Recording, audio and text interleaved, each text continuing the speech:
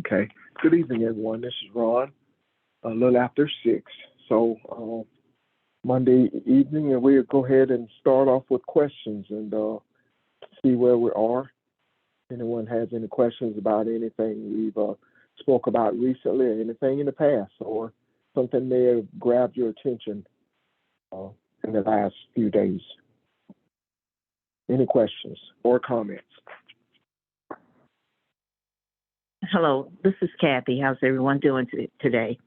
I have Hey, a Kathy. question.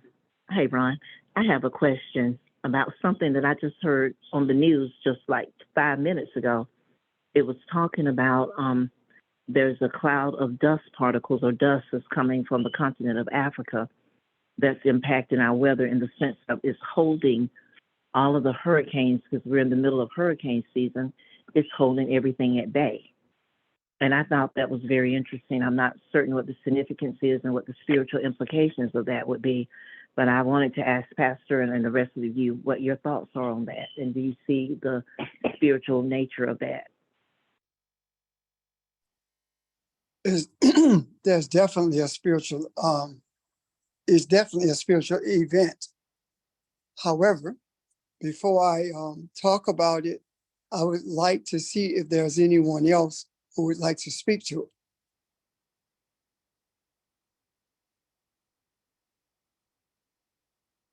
Still waiting. Well, I don't.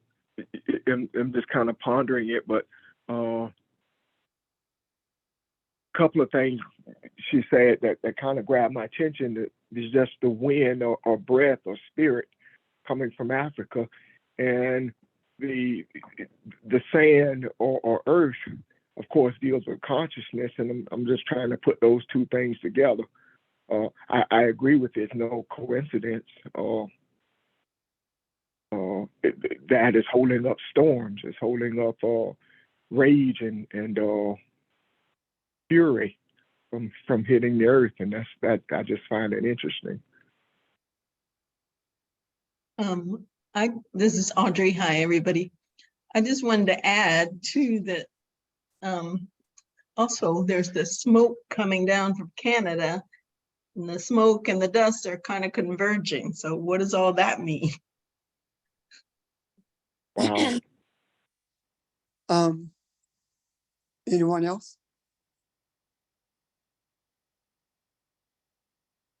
I think this is actually a great segue into what I would like to raise today.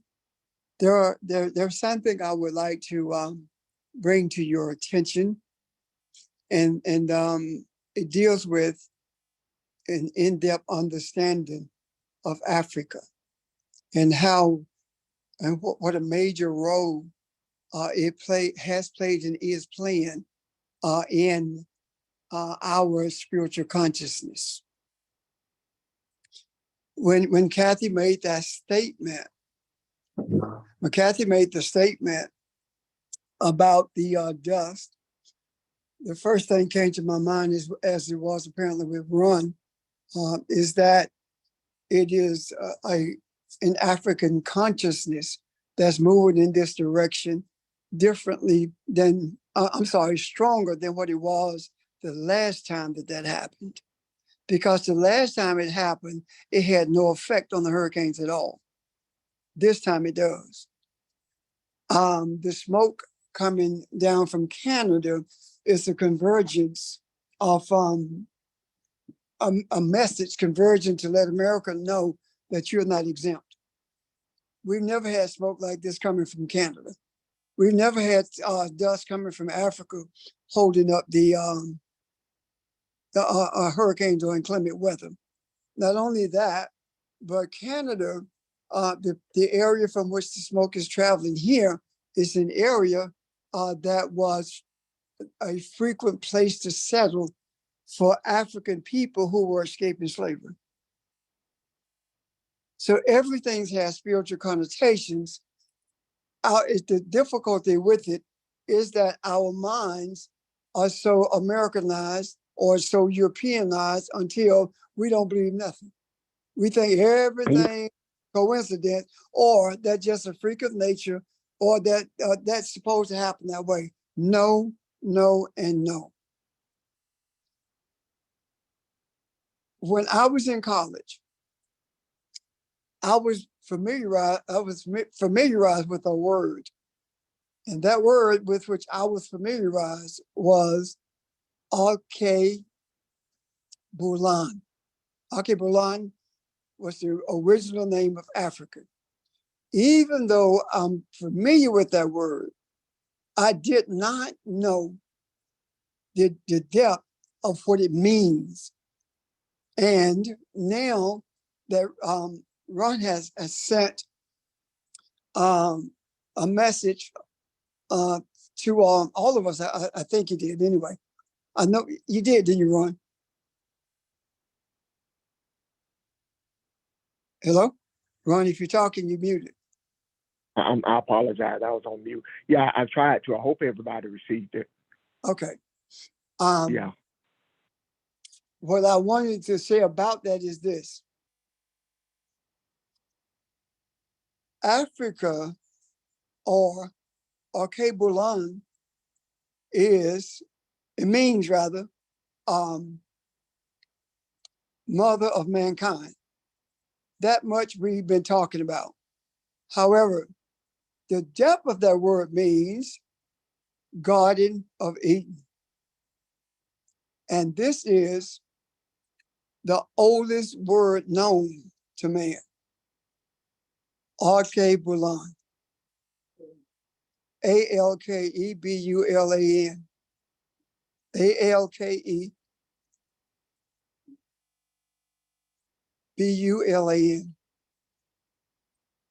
And you can do the research on it if you choose to, But that word, when I found out through that communication that it means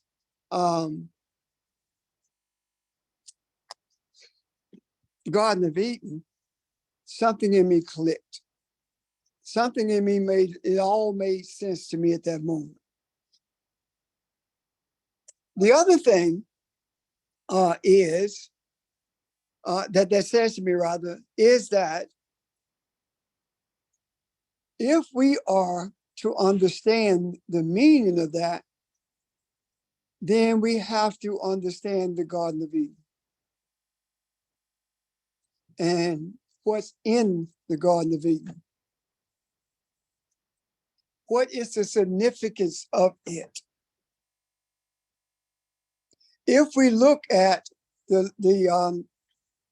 literal translation of we talk about the tree of knowledge, the tree of knowledge of good and evil, the tree of life, right? Well, that was added. That's a mistranslation. The translation should have been functional and dysfunction. And I'll explain those in a moment. The scripture says that man was placed in a garden east of Eden. If man was placed in a garden east of Eden, and the Garden of Eden is the place where all humanity emanated from, then this is also saying that this spiritual entity called Adam had the opportunity to enter that garden at will. And this garden has nothing to do with a geographical location.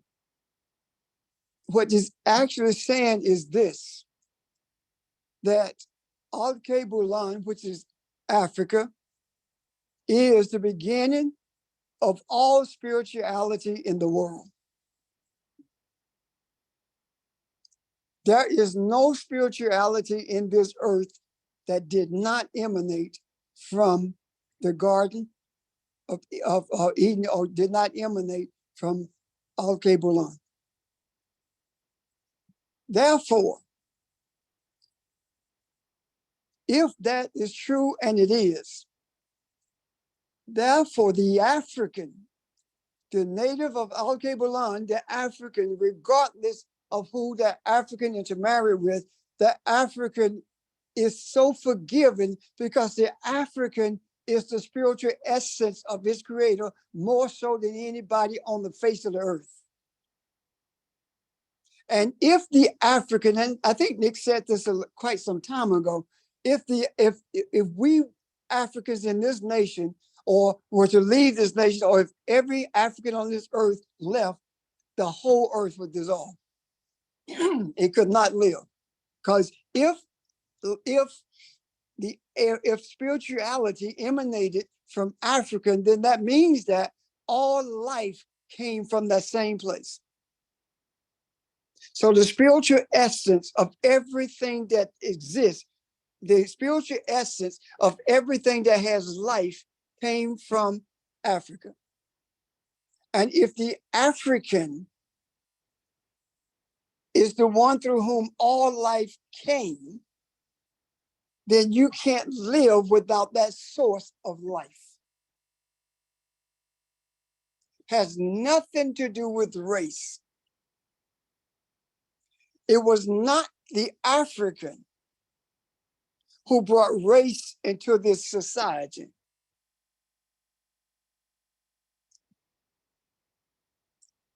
Even though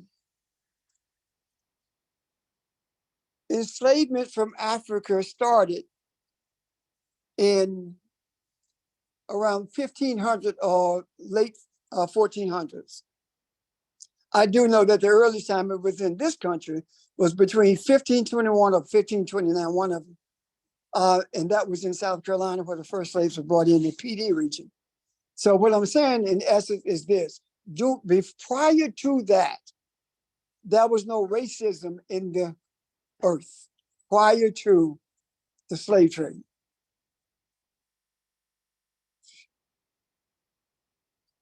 When the Catholics usurped the authority of the scriptures and made it be what they wanted to be, they also changed the names of the people of the Bible because all of them were African names. My brother George sent me a book. I think it was the Blacks Who Wrote the Bible or something. Is that it, George? Oh, yes, it is. Okay, thank you. And that book details in many ways what I'm saying to you now.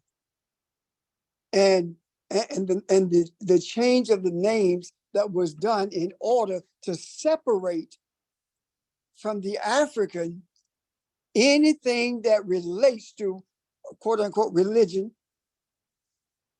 Judaism, Christianity, Islam, Hinduism, all of these are offshoots from Africa.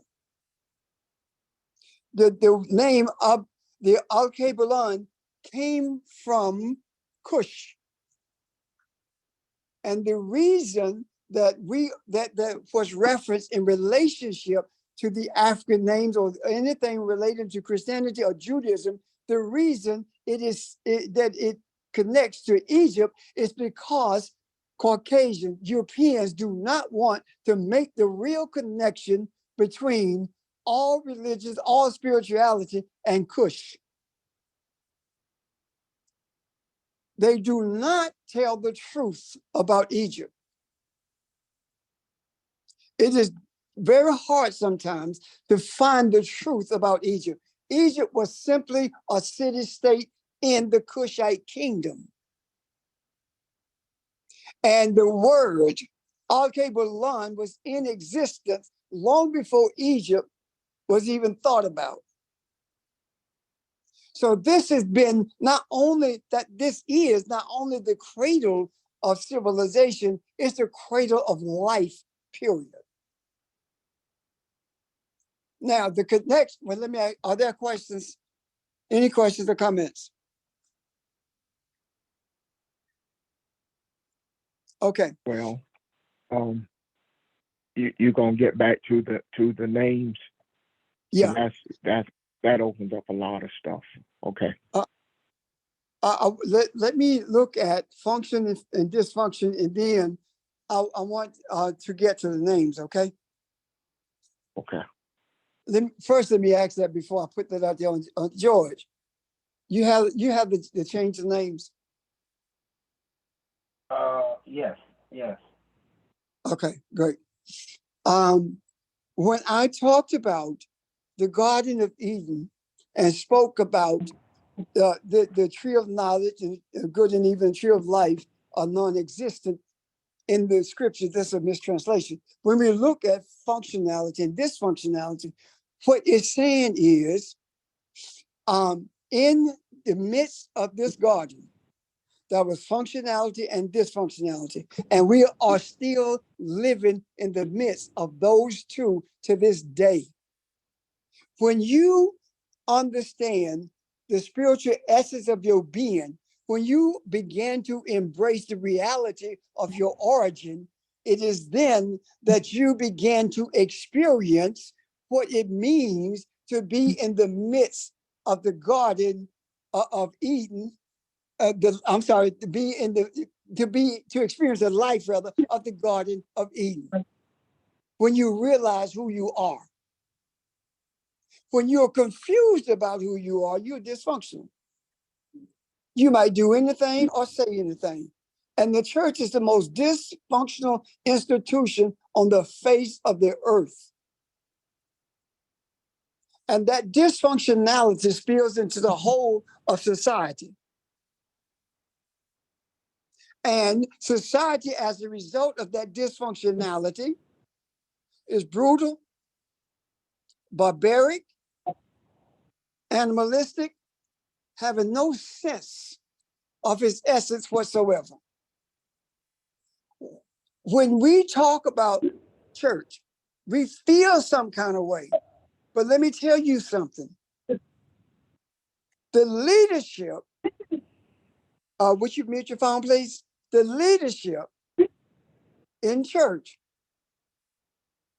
is ruthless. If it's not ruthless, then why is it that pastors, priests, whatever you want to call it, milk the people? They don't care if your utility bill is not paid. They go tell you God go make a way. Your lights are out, but theirs is not. If that ain't ruthless, what is it? They will embarrass you to keep you in line. That's ruthless.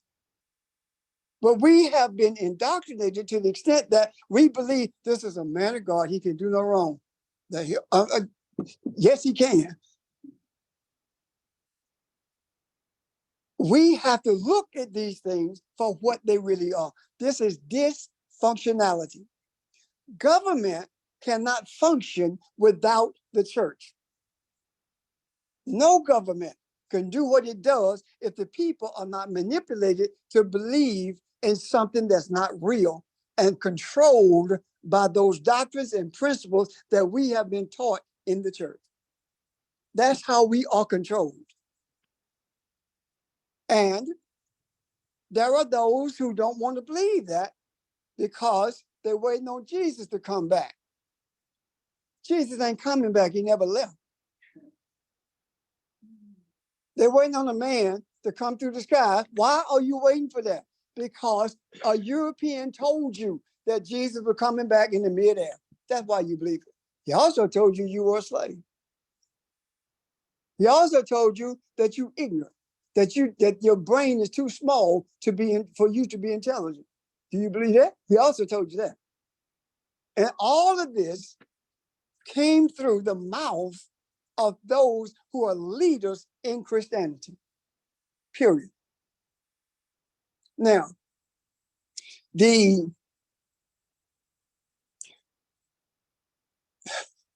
prior to, well, let me get, George, go ahead and do the names. I'll get to that in a minute, please. Pastor and everyone, what I'd like to do is just, speak, in reference to a term, Egyptian term called Tet Hesed. And that term is translated to mean an accurate reckoning using a corrective method. And Ron talking about going back to the beginning, what I wanted to read just as an intro pass in terms of going into the names and the tribes of ancient Egypt civilization.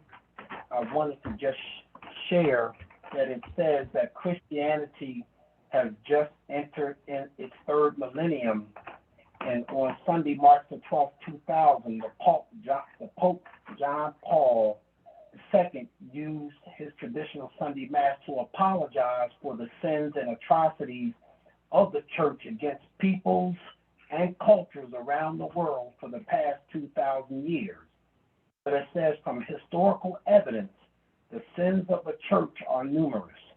However, the worst lie and sin of the church was the premeditated transformation of the racial and ethnic identities of Jesus Christ, his mother, and the people of the Bible from the black people that were to white people to satisfy emerging European racist sentiments against black people. And I just wanted to start out with that because I think in terms of us seeking the truth, what I come to understand and reading is that Jesus, for an example, in terms of what we were taught his name to mean, but Jesus was a black man whose name was Yesu. Yesu, A-Y-S-E-U. And so again, when we talk about the importance of what it means to truth, I know that, Pastor, when we went to Rome, we saw images of African people, that we were able to realize the significance of that whole concept about the Black Madonna. But to go into the names now, I just wanted to start out with Jesus because, again, it's important, again, to understand that. If we go on to look at the tribes, or we look at the indigenous names and tribes in the Bible, another name came to be in terms of Moses. Now, when we hear the name Moses' actual African name was Ase. But again, in terms of the linguistic, A-S-A-A-S-E.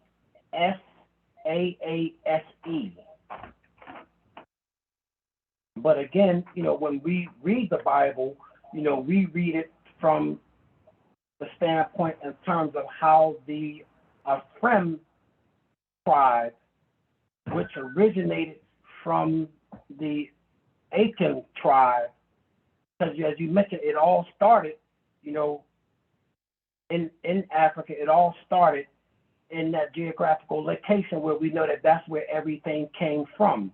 And so in reading, it just basically begin to break it down where we can see how the Ephraim tribe, in terms of the Jews, who originally were from the were originally from the Arkan tribe, when they left Exodus, and Abraham being one of the patriarchs, that substance of his learning was from Egyptian civilization. And when they left, I'm sorry, go ahead, Ron, go ahead. I'm sorry, man. Sorry to interrupt. Can you spell Jesus' name again? What was Jesus' name? Okay, Jesus' name was Ayeshu, A-Y-E-S-U. A-Y-E-S-U. But in terms of the Ephraim tribe, the Jewish clan, tribe, when they left Exodus, they switched a lot of the original names of those who were African, they moved it into a Jewish way of writing the Bible, that now we come up with the different names. And so Jesus was just one. Moses was another. But in the Bible, we read about Joseph, who was Potiphar, but at the same time, his real name in terms of Potiphar was Asapho. So again, I think that, again, it was important where how are we able to get the truth if it's being transposed to be something else in terms of, again, the Ephraim clan wanted to create or write the Bible from their perspective. So I think in terms of us going back just to look at some of the indigenous names, and that was just a few, but when you begin to look at the New Testament in terms of the Septuagint, and again, hopefully I'm pronouncing that right, but if not, Pastor, I mean, you can help me. But that's where, again, we get the writings of the New Testament. And so it's interesting for me to read, but more importantly, going to Rome, they talked about, the clans of the Asante people, in Ghana that still have that connection today. There's still a connection. You have various tribes that originated out of the Akan tribe, all came from that source and substance, where now it has changed because of Pastor mentioned in terms of the 5 major religions that he spoke about. But I think that we have to go back and appreciate the linguistic and cultural evidence that we have to be able to appreciate, I think, the energy flow of what's happening now, as as Kathy talked about earlier, in terms of the energy that's flowing from Africa today, and at the same time what it means. Even with Eve, we have Eve. The African name for Eve was Efe, E-F-E. And we talked about Adam, before in terms of Adam, but the Odami is the native Arkan language in terms of where we derive that name from. So I think that those are just some of the names, and tribes, Pastor and everyone, that I'm still just have a desire to pursue, because again, in terms of our images, and we talk about the hieroglyphics in terms of Osiris, and we talk about the Egyptian name, but again, it's still that was changed. So again, I just wanted to share those thoughts, but I think it's something that, we need to take in consideration as in terms of how we now understand the truth to be, but more importantly, looking at this Egyptian term Tekased, come to a correct, to come to an accurate conclusion using a corrective method. So I don't know if that helps out, Pastor, but I think another example in my reading was they talked about the bronze portrait of St. Peter Basilica in Rome. On the outside, they had a Caucasian image that the people saw, but if you went inside the basilica, you saw that it was St. Peter. It was a bronze, it was a black St. Peter. Now, again, I don't know, how, again, important that is to people, but I think for me, it's just something, again, that I want to be able to understand, because a lot of what has been transposed in English or transposed in terms of European culture and teaching, that it was all still taken from the origin of the beginning, which... George? Yes, I'm sorry. Go ahead. George, do those names, are they defined or mean the same thing, or do they mean something different from what the Hebrew definition is? Well, I think the names, Barbara, in terms of translating it, but linguistically, it definitely has another meaning. George, I think Yes, the question was, do they carry the same connotation as the Hebrew translations do? And okay. all African names mean something. All African names mean something. Like, for example, when I was in college, my name was Kwame Fatasing. That was given to me by African priests, which means that I was born on Saturday, and I was born in the time of the year that I was born. So it spoke to that. It also spoke to courage, Fatasing. So those all names mean something. So if Moses means to draw plus a plethora of things, then the other name also, it means the same thing. The key to it was this: change the name to a European name and take away the meaning from those who are those who brought these scriptures into existence. I will get deeper into that in a few moments if you would like to, because that was one of the places I was here when George finished with the names.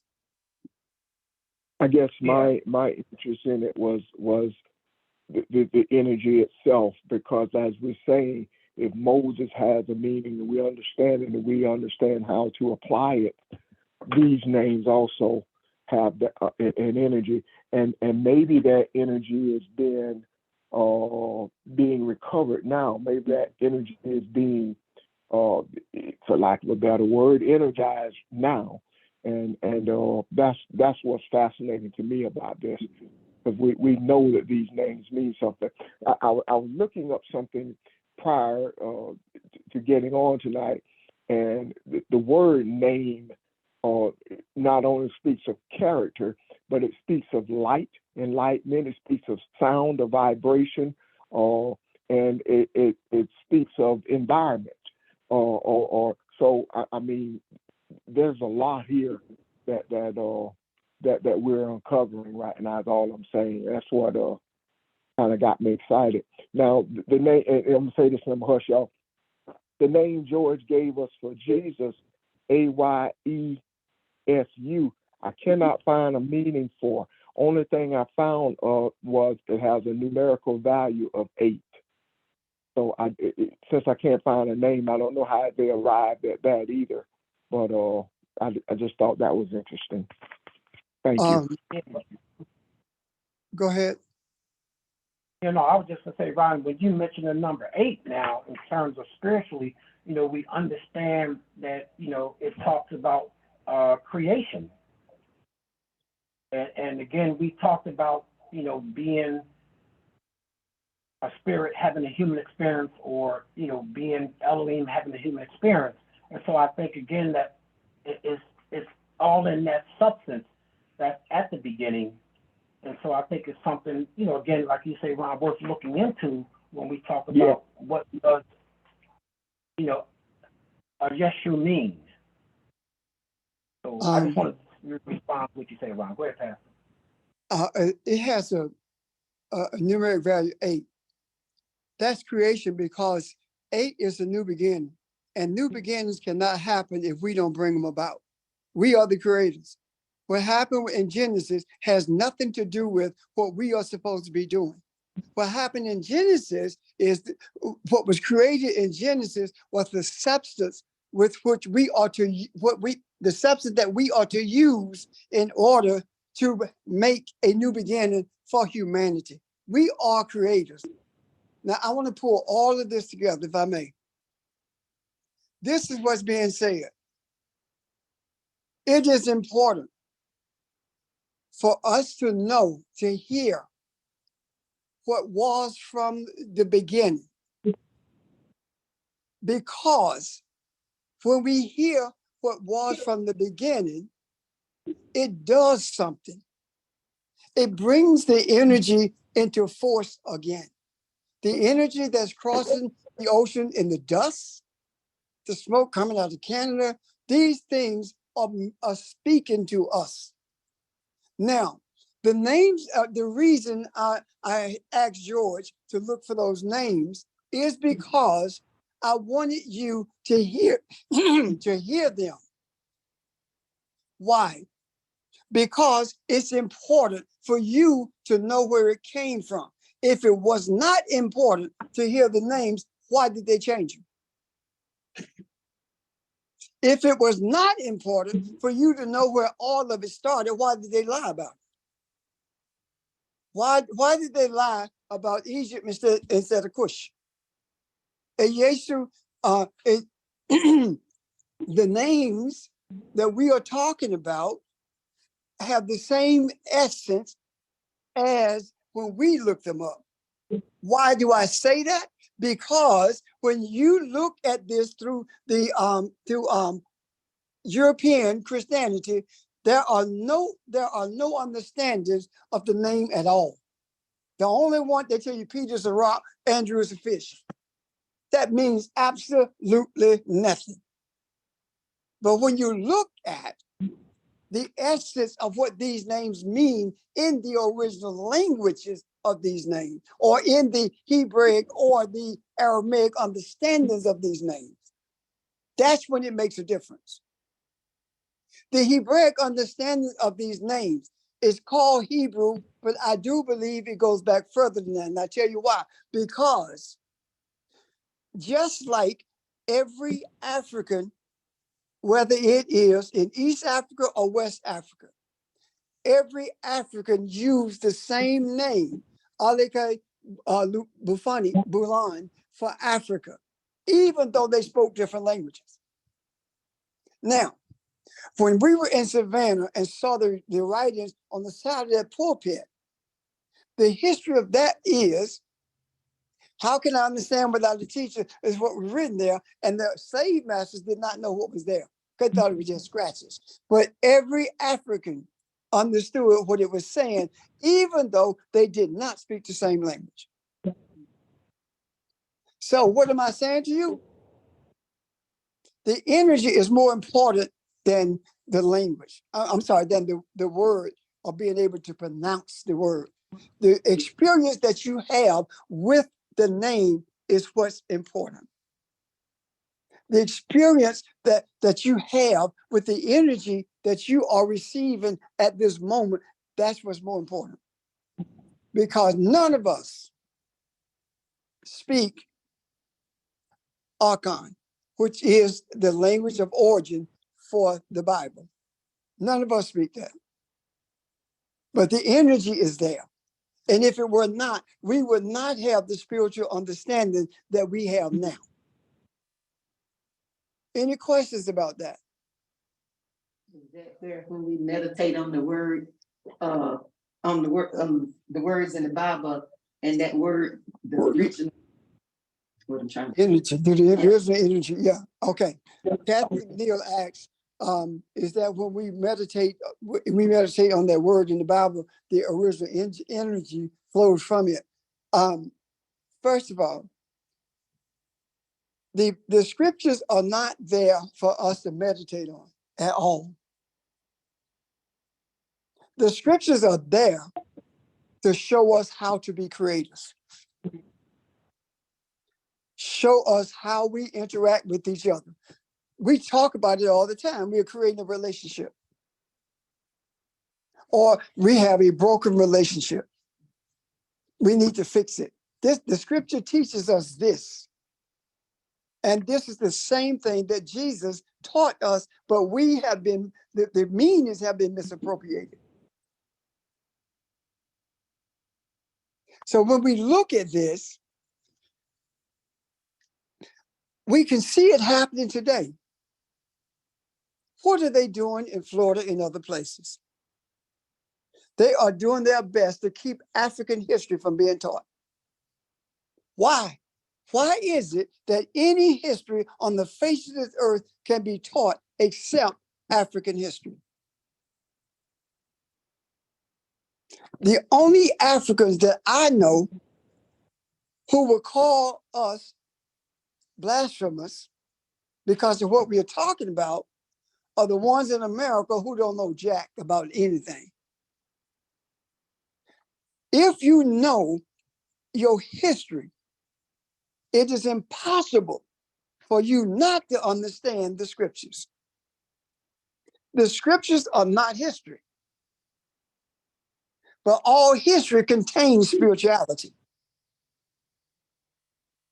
If you know where you came from, you can't know where you came from without understanding the spiritual essence of who you are. What tribe you came from is not important.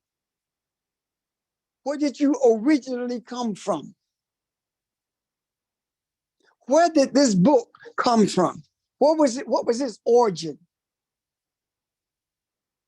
Its origin was Cush. And through the years, it became something different.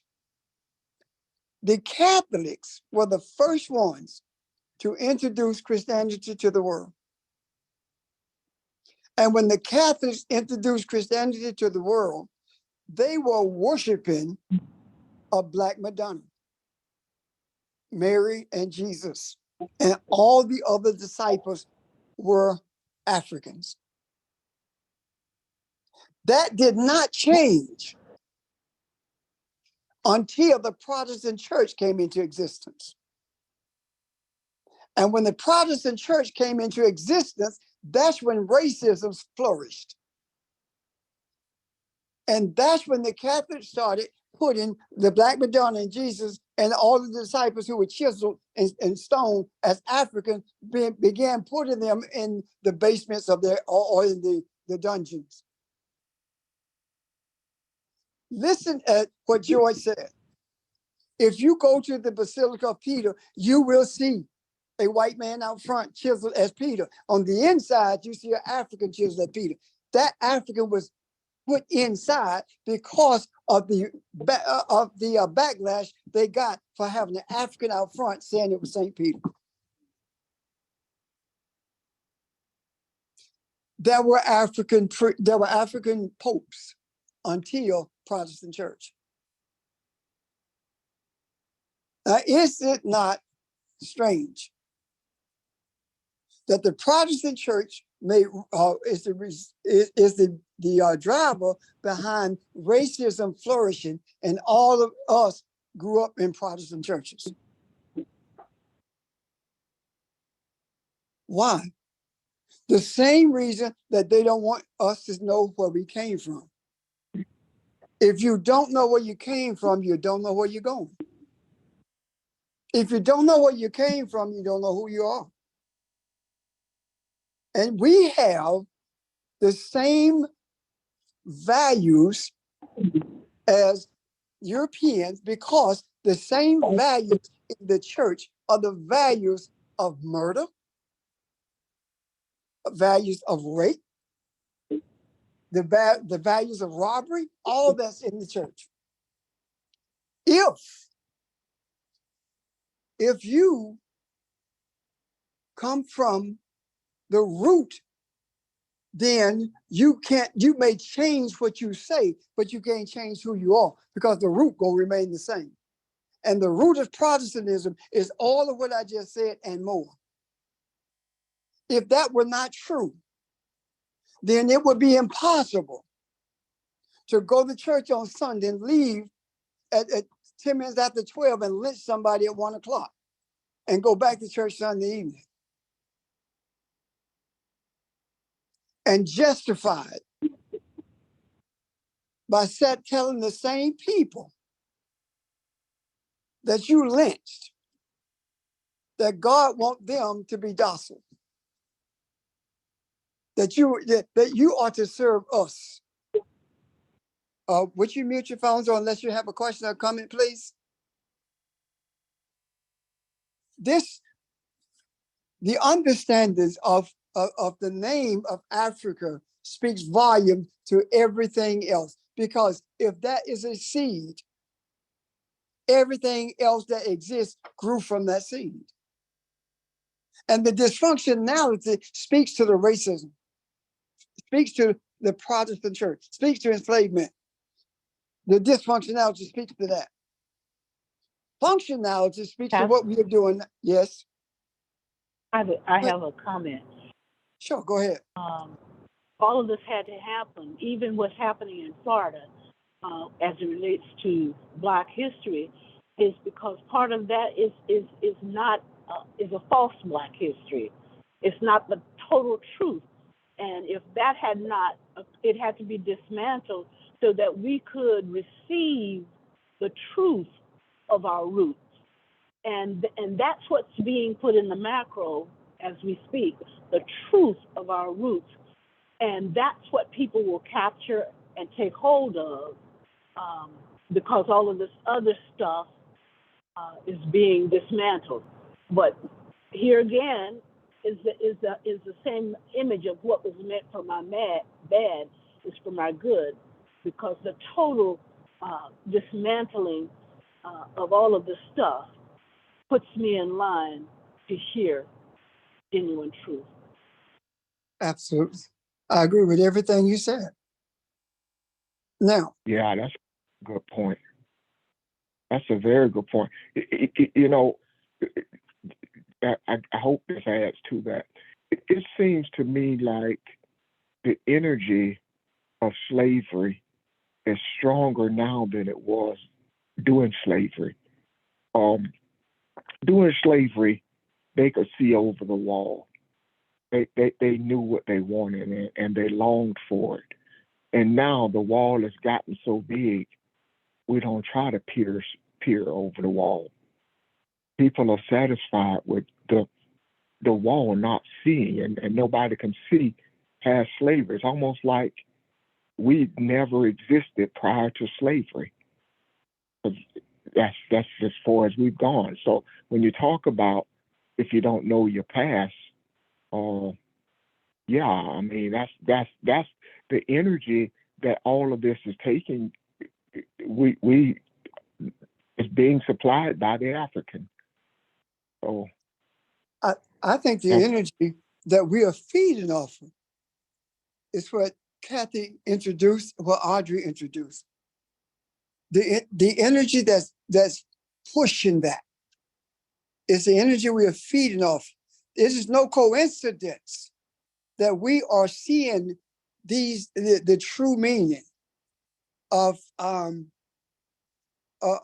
Garden of Eden, where it came from, understanding the truth of it, understanding the extent that they went in order to hide what the truth is. Now, let me say this quickly. For those who are maybe listening to this recording after we are done, and for those of you who are listening right now, your discomfort that I'm feeling is because this is new to you, and it appears as though we are only talking about history about Black folks. We are talking about the creation of the world.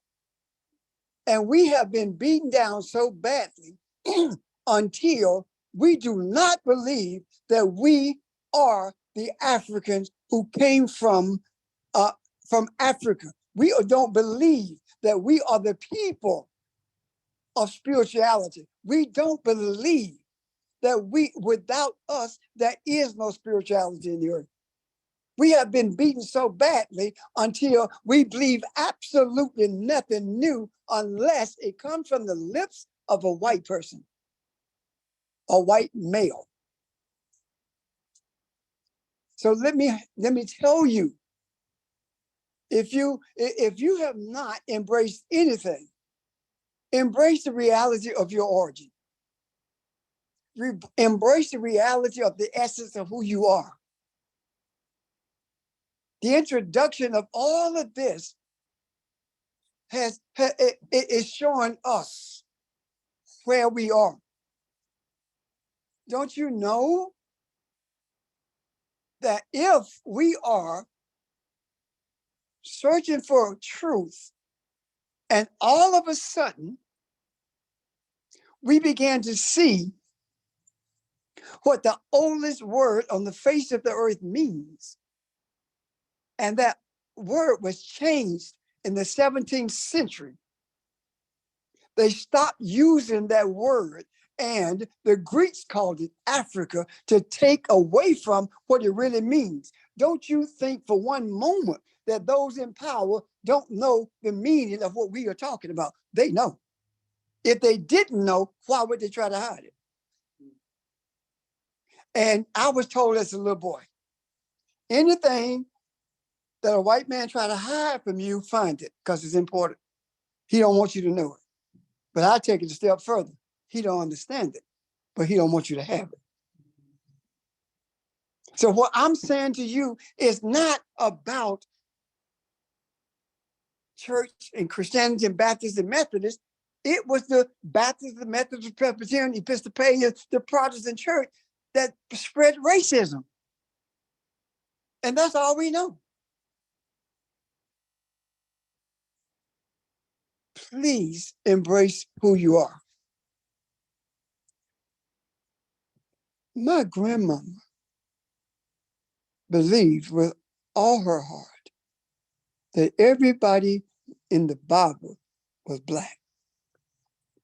And here we are supposed to be better educated and don't know nothing and don't believe anything positive about ourselves, especially when it comes to the church. Not one preacher will allow me to teach that in their congregation because they're afraid of the backlash that will come from the Christian churches that are European.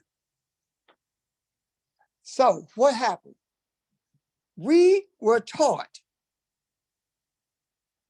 to be entertained. Not one, I'm telling you something, not one of you, whether you're on this phone or wherever you are, not one of you can tell me what was preached Sunday outside of entertainment. You tell me what it meant. Tell me what you were taught. And I guarantee you, you can't do that. We don't even know what Christian means. But yet we say we're Christian. How can you be that and you don't know what it means? It doesn't make sense. So anyway,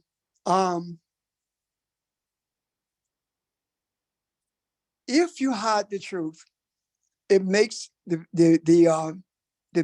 you hide the truth of a history of a people, it makes them disappear. They are in plain sight, but they have no origin. Look at this. Every time we have Black History Week or month or whatever it is now, we go back to slavery and that's it. So no one cares about us talking about slavery forward. No one cares about that. Because you are saying that you are in bondage and you're supposed to be there. But when you go beyond that, that's where you get stopped. That's where you're told that you don't bring politics into the church. When the church is full of politics. You can't bring politics into the church unless you got somebody speaking that want to be elected. This is not politics. What you get preached at every Sunday, that's politics. Because they're playing with you to keep you in the place where you've always been. And that is outside of the mainstream of understanding who you are and what's going on to keep you where you are. Any questions or comments? Yeah. If you can, I want to go back to Eden. I know we talk about the trees there, but that there, what else do you see there in Eden that made that such a mystery, I guess? When I look at Eden and I understand the name,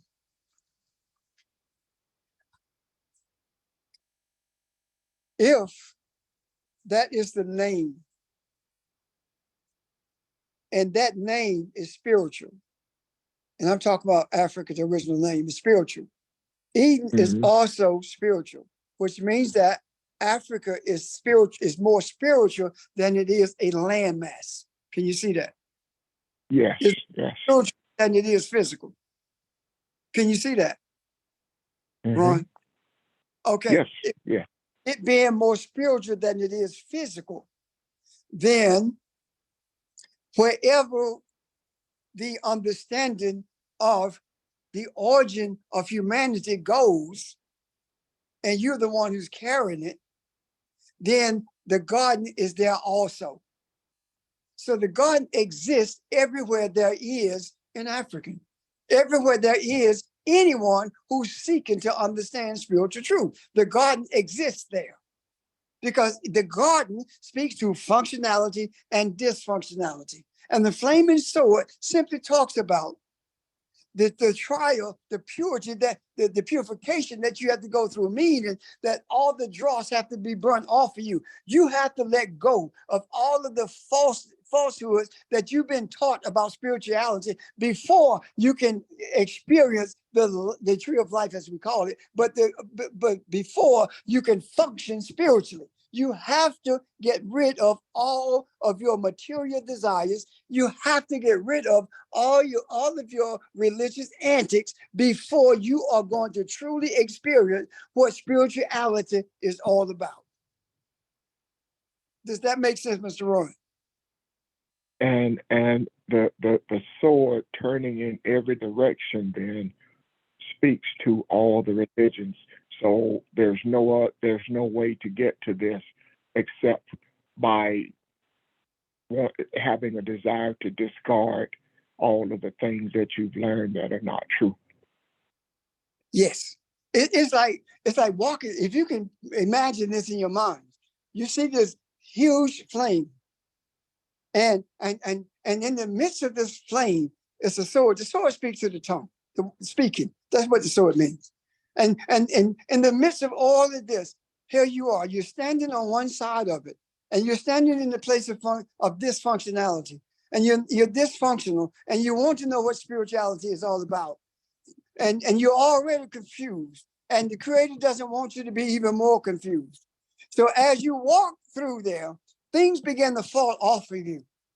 All of the things that you have been taught about baptism and church membership and church auxiliaries, and the man of God can't lie, and all of these things you've been taught about, that as you walk through that flame, these things begin to fall off of you, and they are burned to a crisp so that you have nothing to go back to. And when you get through that flame, now you are different. You have a different experience. You hear all of those things that you once believed and that you once trusted in, but they have no effect on you whatsoever. None. You can look at the news and see someone being murdered. It does not affect you because you understand that these things must take place in order to push humanity to a place where it wants change. If George Floyd had not been murdered, there would never been an international demonstration against racism in America. He had to die. When his daughter said, "My daddy gonna change the world," she did not have a clue as to what she was saying, but her daddy did change the world, and is still being changed because of all the references that go back to that incident. That was a spiritual incident. That was a Christian lynching an African. That's exactly what that was. That was Europe, the European mindset dominating the African mindset. And we have to go through this flame of fire in order for us to have the dross burned off, in order for us to be relieved of the burdens that we carry. Because I promise you, not until I walked away from Christianity was I able to rest at night. I sleep good at night when I get to sleep. And I don't have those burdens. If Christianity is so pure And I talk about Christianity because that's what most of us were. If Christianity is so pure, why you got all these arguments in church? And it's about money, the God of this world. That's the biggest argument. Why you have those arguments? Foundation, great new faith. We don't argue about anything. Nothing. The only discussion that we have is about what the scriptures are saying. That's it. So I'm saying to you that these auxiliaries are to pit people against each other. That's ruthless. These choirs are to pit people against each other. That's ruthless. Get rid of those things. And what you've gotten rid of, you've gotten rid of the problems. You've gotten rid of the weights that you're carrying. And then you begin to move a lot lighter. And you begin to see more clearly what the scriptures are saying and who you are. You understand that the reason the civil rights movement did not work is because it was about race. We had no business doing that, but we didn't know any better. If the civil rights movement had been spiritual, everything would have changed. But it was about race. Ain't no different than black folk doing it about race and white folk doing it about race. Race is race. Because the civil rights movement was about, I want to be like the white people. I want to be in your restaurant. I want to be in your hotel. I want to be in your community. That's what the civil rights movement was about. The nationalist movement, the group that I worked with, was about separating. I don't want to be with no white folks, no way, no how.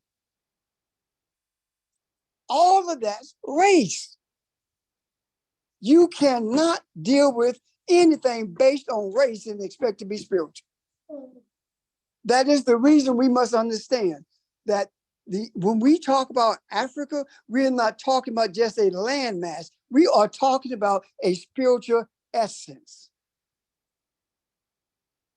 It is no coincidence that everybody on the earth would tell you the most forgiving people on earth is who?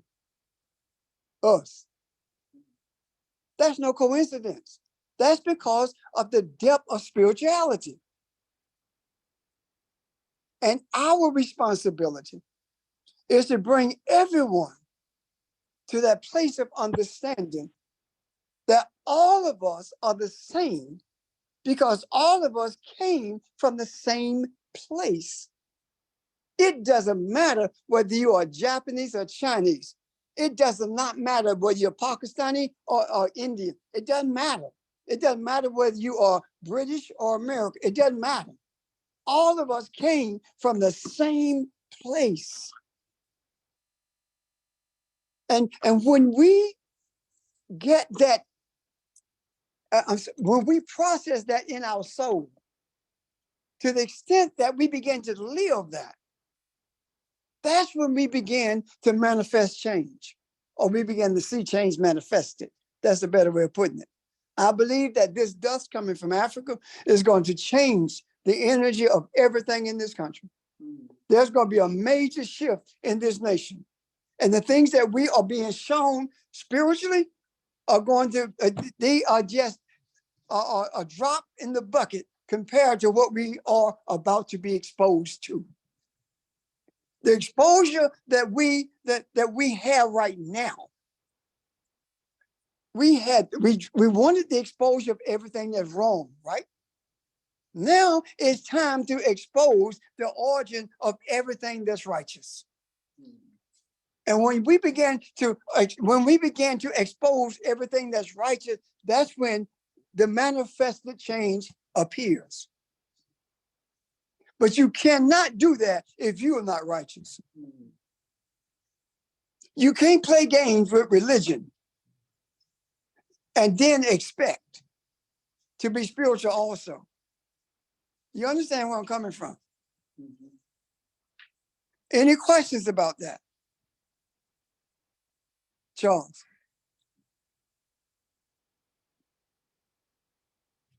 My question was, when you were saying that the flaming sword turning evil which way, and I ain't never heard it like that before. I mean, if it's turning each which way, it don't make no difference who come to it. Any way you come to it, you just can't get in until your baggage be dropped off. Yeah.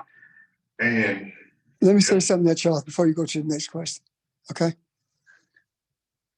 It doesn't matter whether you're a Hindu or whether you are Native American beliefs. It doesn't matter what you believe. If you are searching for the understanding of your creator, it doesn't matter which way you come, you will end up in the same place. That's why it is antithetical. It is evil. It is mean, hateful, and disrespectful for us to say that the only way to God is Jesus. That is not true. That is not what that means. I am the way does not mean that at all. Go ahead, Charles. And the other situation, I was sitting here thinking, I couldn't put it in words, still can't put it in words. It's just like we in like I say, Revelation, and we're so deep in Revelation now, it scares us. We are Revelation. We're not in Revelation in the book. We are Revelation because we are revealing to humanity what's in the book. Every one of us has the same thing in us. The question is, what do you choose to follow? What do you choose to embrace? If you don't think that every one of us have the same thing in us, then think about it this way. How many times have you been tempted to do something, but you didn't do it because it was wrong? Has any of you experienced that? You didn't do it because it was wrong, but you know other people who did and didn't care. So the same thing is in all of us. If that is true in this material world, it's true in the spiritual realm. We are spiritual beings. The choice is ours. The time to make the decision is now.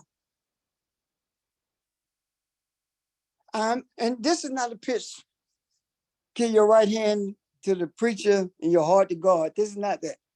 This ain't about salvation and church membership. That is not what I'm talking about. When I say it is now, I think Archie was the one brought up yesterday. Choose you this day.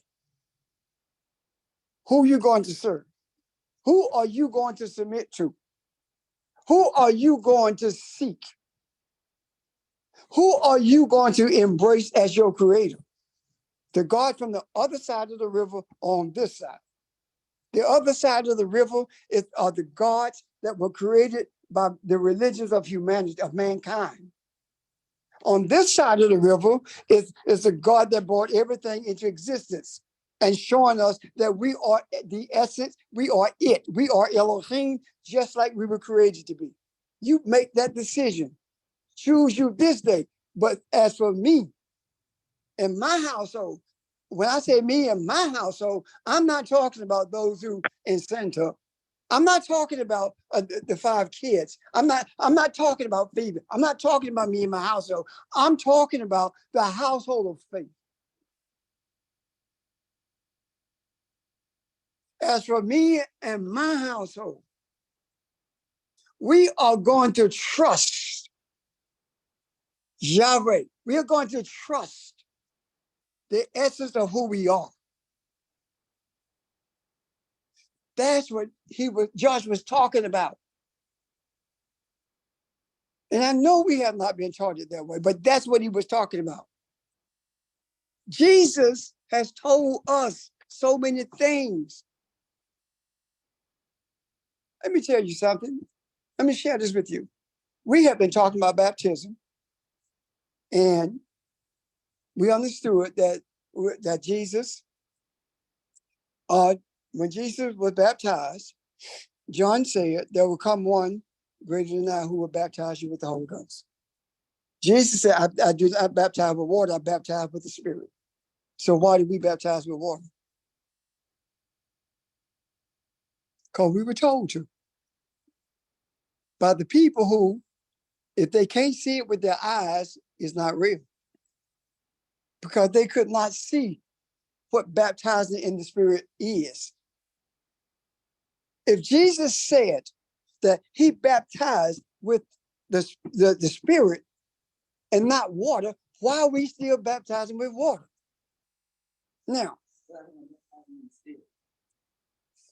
the baptism in the Spirit is when you immerse yourself as with your devotion and dedication to understanding and embracing the spiritual essence of your being. That's the baptism in the Spirit. Now, we are talking about this, and here we are. When we got this building, we put a pool in here,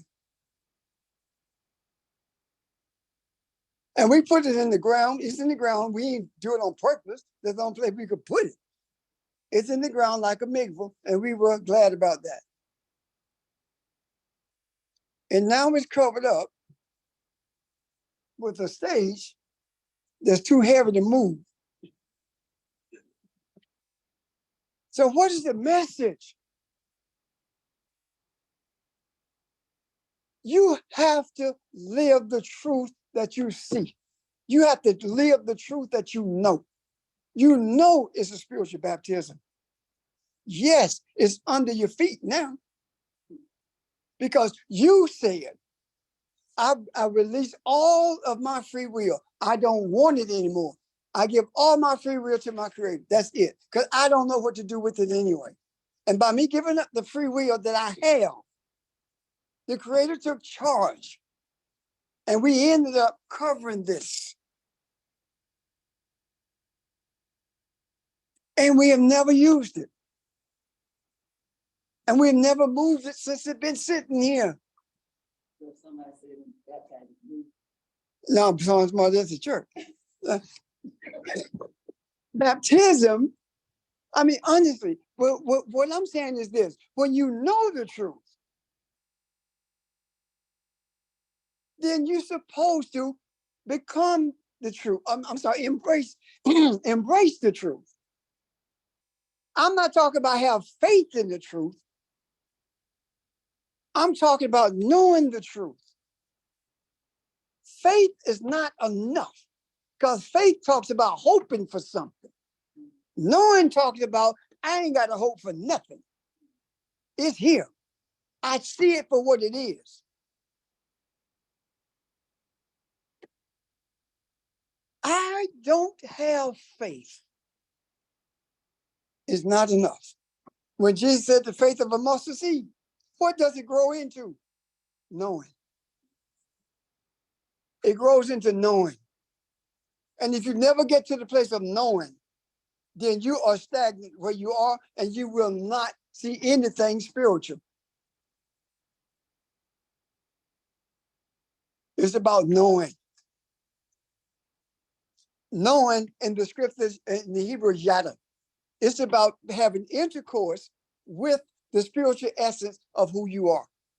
It's the intimacy between you and the Father. It's between you and a womb. If you believe as I believe, if you trust as I trust who? If you trust a boom as I do, says Jesus, not only will you do what I have done, but greater things. Jesus is saying that you can do this, but this is not enough. This is not enough. What was he saying? Jesus taught. Jesus was crucified. And still he said it's not enough. It wasn't enough because it had not been expanded to the place where it would be put in the macro to the extent it would change the hearts and minds of those Romans, just as those we talk about changing the hearts and minds of Europeans. Jesus didn't hate the Romans. He didn't put them down. He healed the centurion's daughter. But he knew they were racist. That's why they beat him. I found no fault in this man. So if you find no fault in him, why you release him? You beat him because he was black and you were white. You were Roman and he was not. Nobody want to face the truth of that. Why did they beat him if he was innocent? Had no reason to beat him, but they did. Does that make sense? Any questions? Let me tell y'all something. I don't know about you guys, but I know about me. For some reason, when I'm in the midst, whether it be in Columbia, here on Sunday Great New Faith, and now, when I'm in the midst of the people around me, there is an energy flow that I experience that I don't experience otherwise. And I do believe that the advantages of it is for you as well. I'm simply saying that I see more when the flow of the energy is there. And I believe that the reason we had to pause through COVID was for us to get an understanding without distractions. Understanding of who we are. And right now, if you think about it, ever since we've been meeting in person. Right now, what we have been shown since we've been meeting in person has to do with what we call the how-tos. This is how you function as a spiritual being. Not this way, but this is how you interact with each other so humanity can benefit from it. These are our experiences. And all of those were given to us so that now, when we are together, there's a draw of energy from you. And there is a release of energy from whoever is teaching or raising a question. Does that make sense? I'm done. I'm done. Ron, I talked a lot. No, we're fine. This has been good. Any questions, guys? Has it all made sense? Yes. Yes. Yes, yes. Yes, it has. And I'm sure we're not done with this. I'm sure there's a lot of energy in that book that Pastor and George are talking about. We haven't heard the last of it.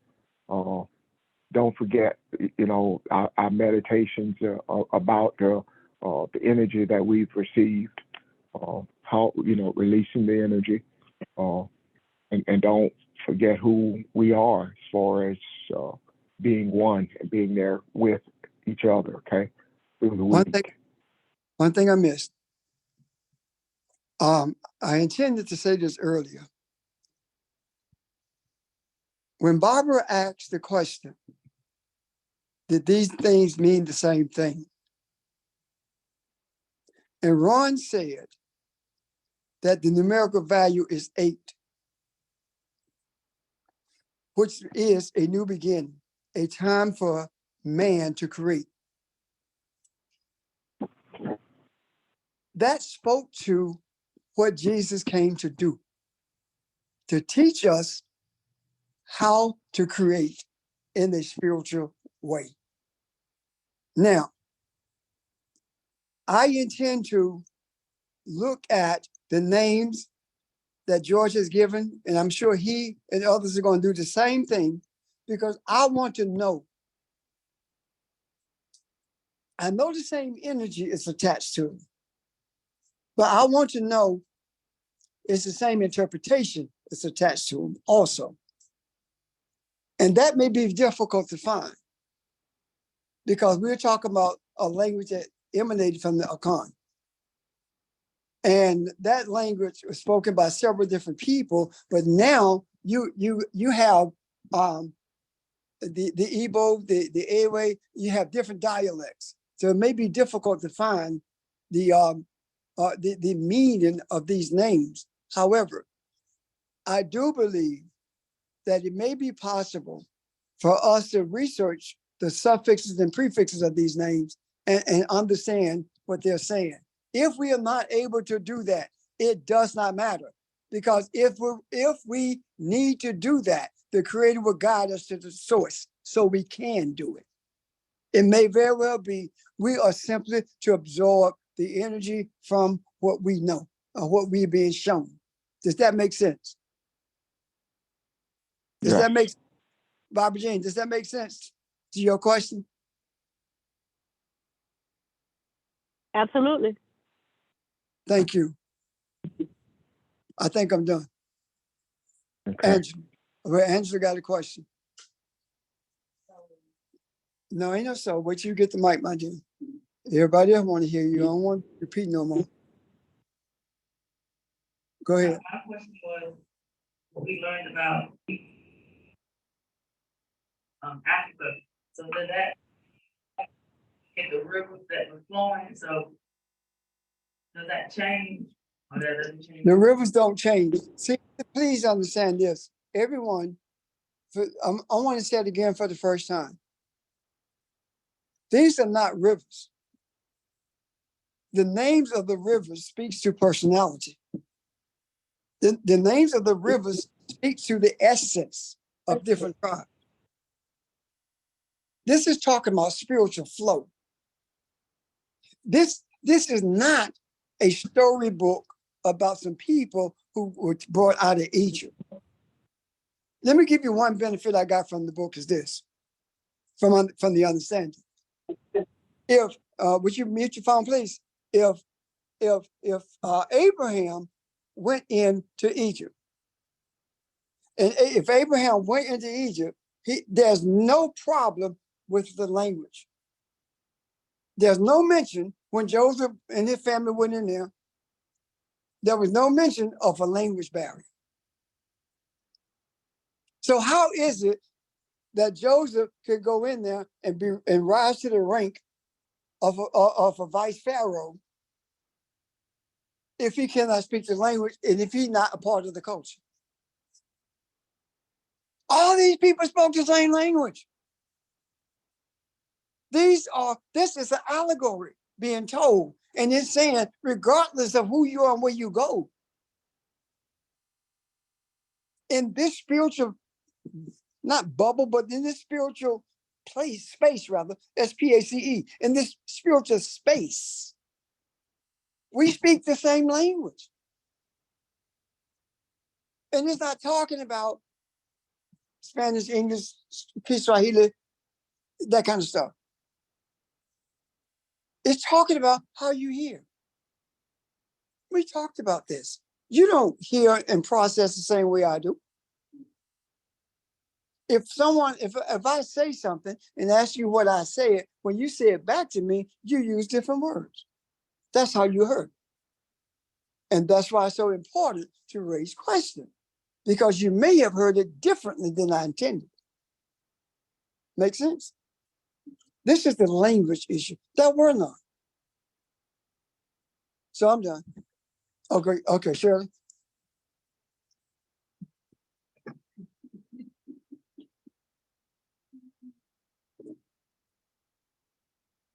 Okay, is it the same language that when they was up in the upper room?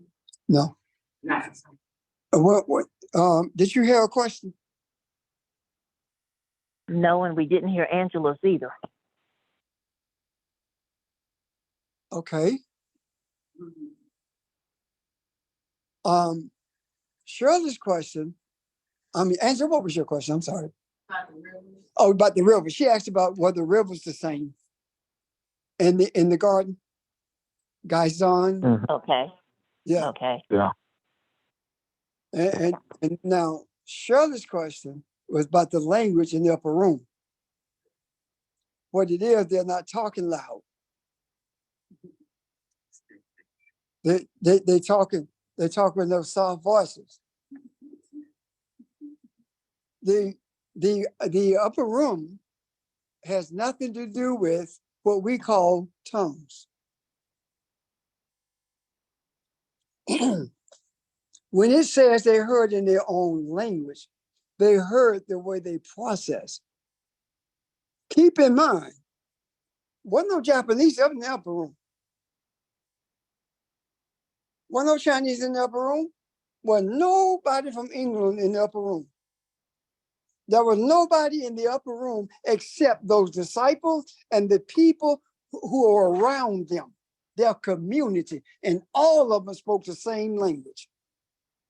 And if all of them spoke the same language, what did it mean when it says they heard in their own language?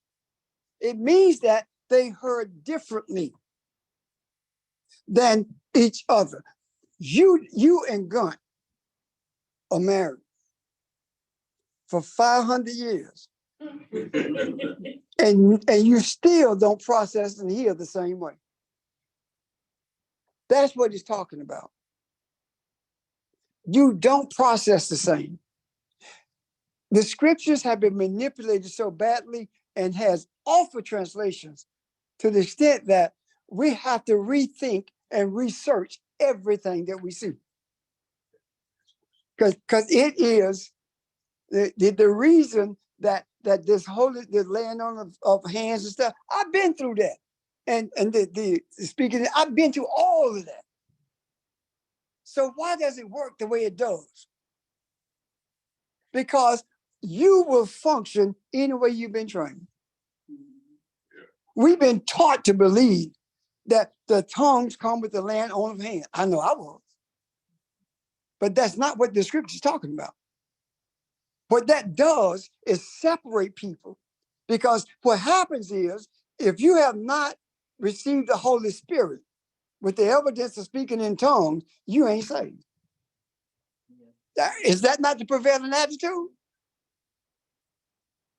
So no, it has nothing to do with that at all. Okay? You clear? Okay. Anybody else? Questions? Because the thing that gets me with this is us believing that we have to speak in tongues in order to be accepted. So now you got 10 people in a congregation of 50 who speak in tongues, and they elevated. I'm blessed and highly favored in the Lord. Don't tell me that. You're a servant, Charles.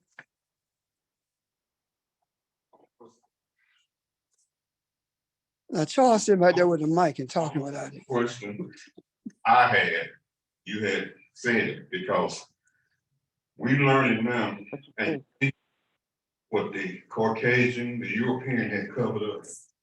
You bring it forth and you open it up and you showing us what is real. You understand what I'm saying? Yep.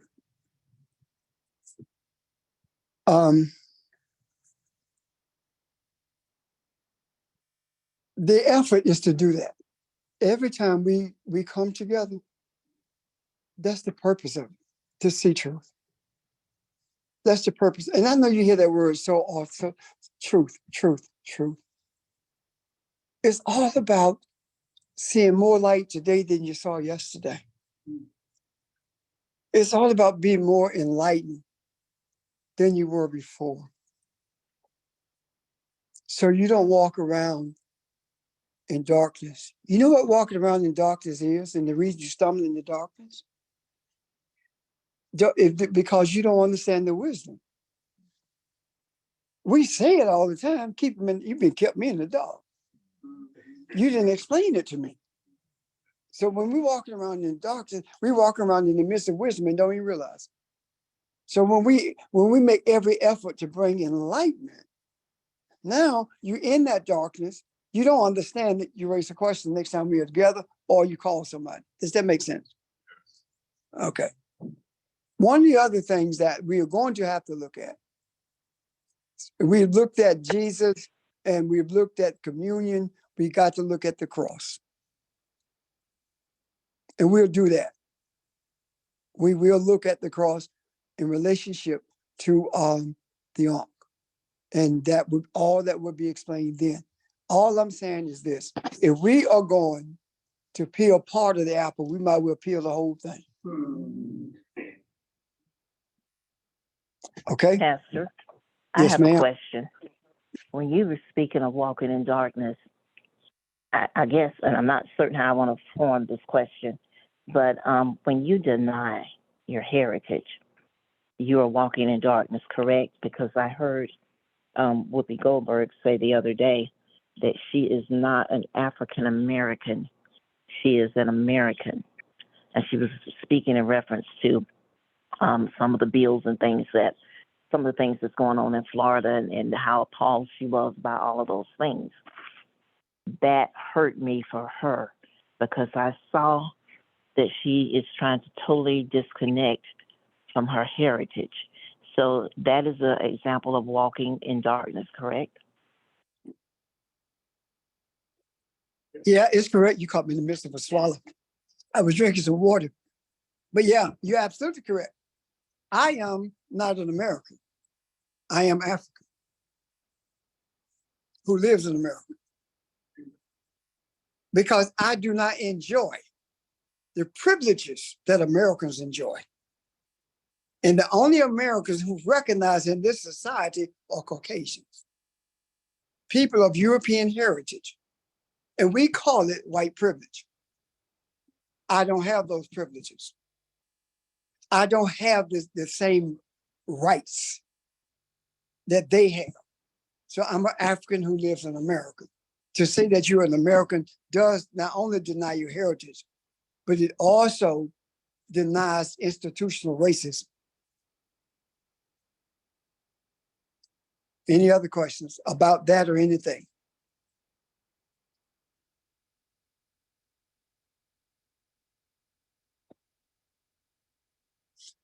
Okay.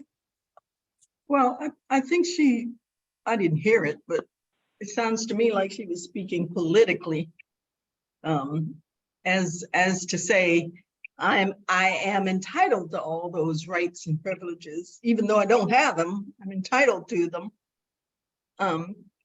So I think it was more speaking politically rather than trying to deny heritage or whatever.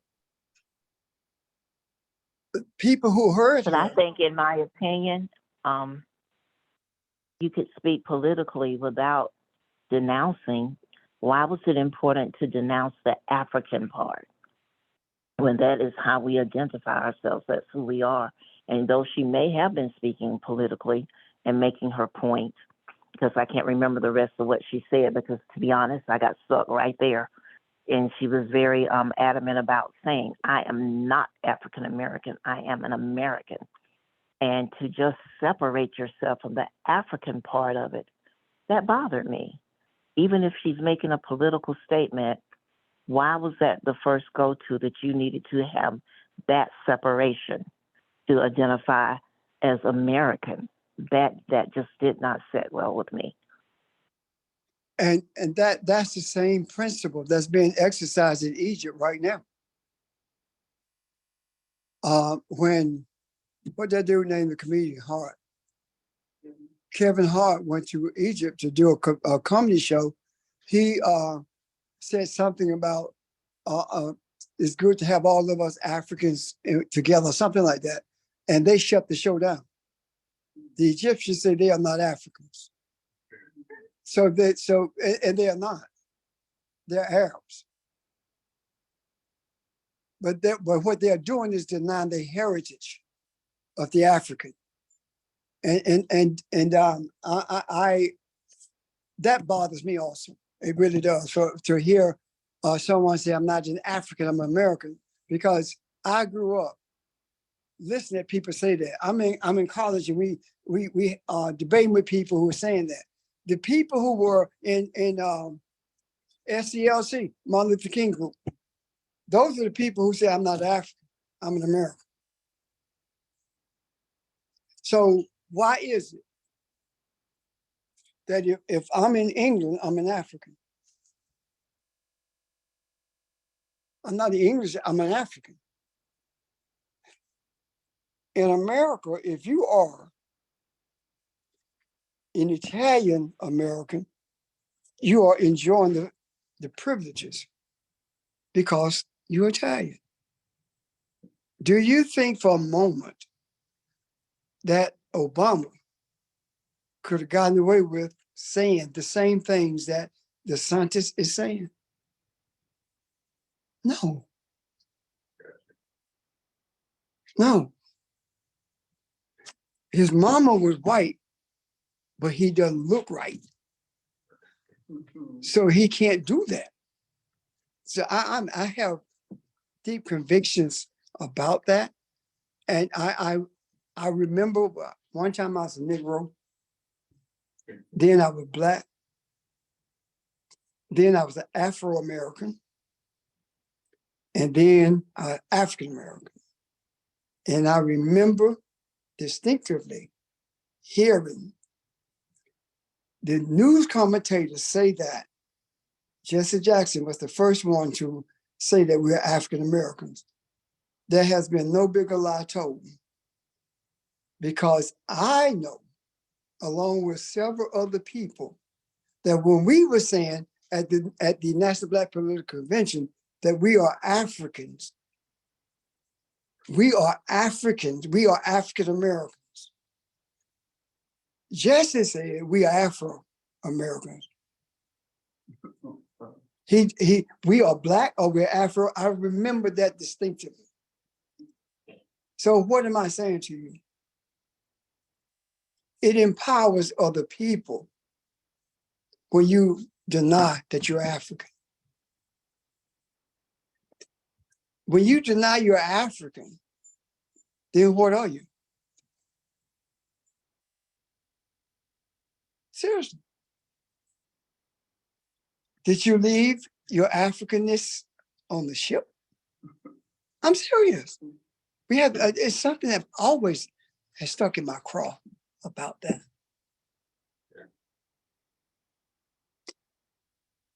Yeah. Okay. If you have any questions, make a note so we can deal with them the next time we come together. I'm going to exit this place and go to Santa and meditate. Oh, I said that someone asked me, did I have something to remind me of something I needed to say? I said it, and that is the energy source that I experience when I'm in the present. And Thelma was one who recognized the difference in what I see and how I present when I'm in the presence of people than other people than just being at home with the birds on the porch. Yeah.